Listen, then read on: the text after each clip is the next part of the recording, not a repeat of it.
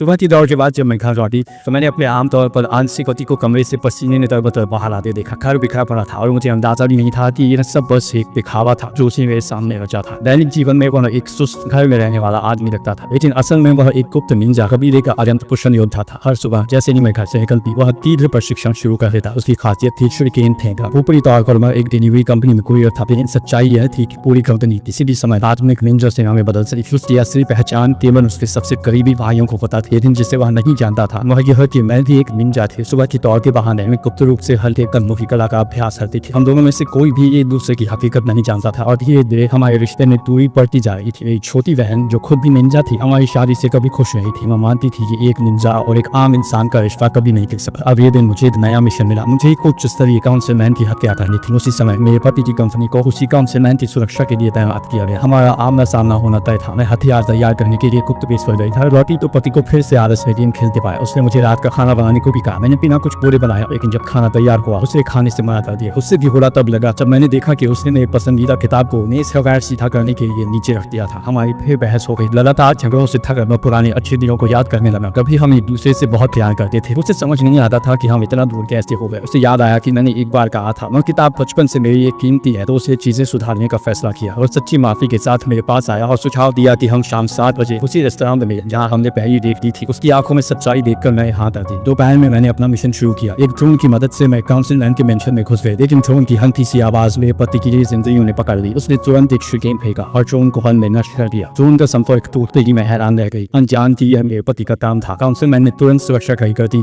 और सभी गार्ड्स को रात भर सतर्क रहने का आदेश दिया। इससे मेरे पति की डिनर की प्लानिंग भी बर्बाद हो गई। मैं पूरी शाम उसका इंतजार करती रही, लेकिन वह कभी नहीं आया। निराश होकर मैंने मेज पर तलाक के कागज रखे और चली गई। कई दिनों तक मैंने उसके मैसेज अनदेखे किए। उसकी उम्मीद धीरे धीरे टूटने लगी। उधर दुश्मन निंजा मेंशन में घुस गए। मेरे पति के साथ ही उनका मुकाबला नहीं कर पाया। पीछा करते हुए उससे शूरिकेन फेंका, लेकिन उसके विरोधी ने आसानी से उसे चकमा दे दिया। उसे पता नहीं था कि वह घुसपैठिया में थी।